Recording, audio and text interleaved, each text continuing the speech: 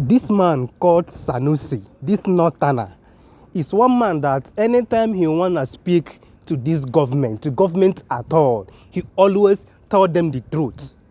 The truth, where some people are shying from talking, this man go tell them. Do you know that this man, because of one thing he said during last administration, that was why this man removed as emir. I don't know whether they have reinstated him. I stand to be corrected. Just watch what he said to the National Assembly, that they are too much praising. They are praising gas to the people at the head. Watch the video, guys. Nigeria is a classless society. If you take the people you call leaders, go to the Senate, go to the House of Reps, you can go and pick 109 Nigerians at random without election. Put them in the Senate chambers, and the results may not be different from what you're getting now. Okay? Because the truth is, you have highly educated people in government, but they behave like illiterates. They forget their education behind. When you talk about praise singing, why would a man who is an educated man, an accomplished man, why would he be a praise singer to anyone? Why would he not be able to face his boss and say, Oga, we're not doing that, this is the truth? And why would a person in authority not have the confidence to listen to those around him and take criticism?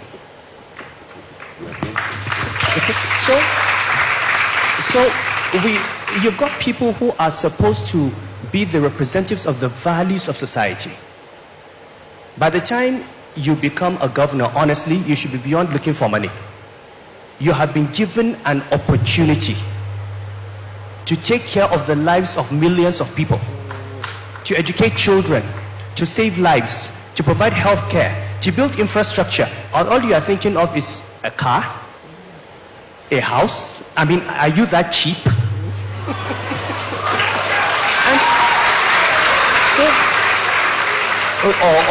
Or some bank account, and you see them, and at the end of the day they leave office. After a few, the children are fighting over the money. Then they get the money, and then they go on drugs, and everything is wasted. That money would have been better spent educating millions of young people and saving lives. So if we really want to fix this country, we need to have a class. The ruling class needs to have values beyond stomach infrastructure. This leads to misplaced expectations. There's a role for the central bank. There's a role for the Ministry of Finance. You've got monetary policy, you have fiscal policy, you have structural policies, you have institutional reforms. And yes, I was one of those who commended the appointment of Wale Edun and Yemi Cardoso. These are two gentlemen that I've known for many years, and I have never had any question about their competence. And if you try to assess them, you've got to ask, what were they supposed to achieve? Okay. Now, going back to the beginning, you talked about 2012. And you talk about the suffering from removal of subsidy. It's simple arithmetic. If you're paying 80 naira or 65 naira per liter, and you begin to pay 160 naira per liter, costs will go up. There will be hardship. And the duty of leaders is to understand that there will be a cost to removing subsidy. And I said in 2012, if you remember from the town hall meeting, to say that there will be hardship is not an economic argument. To say that there will be a cost to removing subsidy is not an economic argument. The economic argument is, this is the cost of removing the subsidy. What is the cost of not removing the subsidy? Are you making a choice? We were in a situation where we had a hedge that we called, it was not a subsidy, it was a hedge. You see, a subsidy by definition, the government says, I will pay X% of the price. That is a subsidy. I'll pay 20% of the price, whatever it is. Price goes up, you pay more, I pay more. Price goes down, you pay less, I pay less. What we had in this country is what in risk management you call a naked hedge, the worst possible derivative you can have. the government said to Nigerians, 200 million Nigerians, you will not pay more than X amount per liter on petrol, no matter what the price of petrol is. So oil price goes up from $40 to $140, the federal government pays the difference. Exchange rate moves from 155 to 300, the government pays the difference.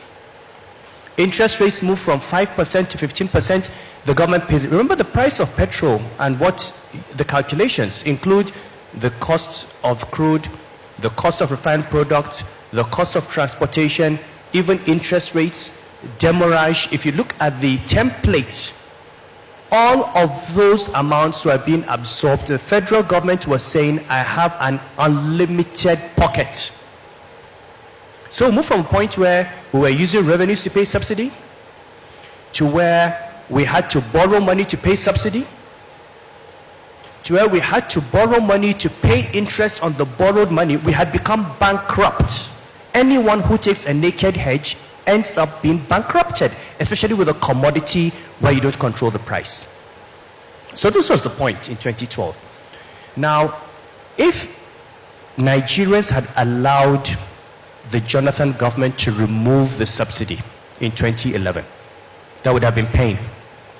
But that pain would have been a very, very tiny fraction of what we are facing today. This is the cost of delay.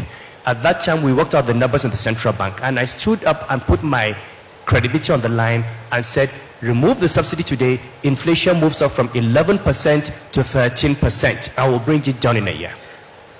We will not have had 30-something% inflation. Okay? That was where we were.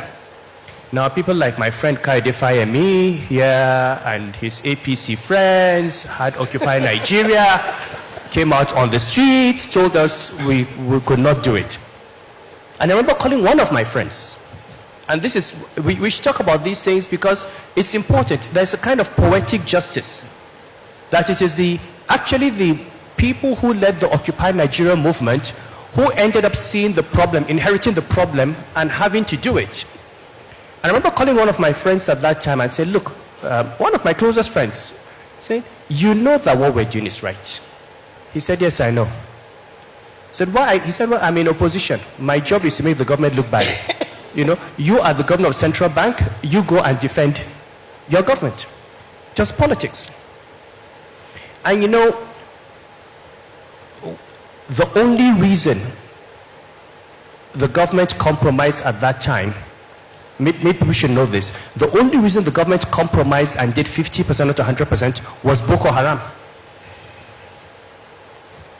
Because there were thousands of Nigerians on the streets in Lagos and Kano and Kaduna and all that. And there was a fear, if one day one of us and explodes a bomb and you have 200 corpses, it will no longer be about subsidy. So you have to give President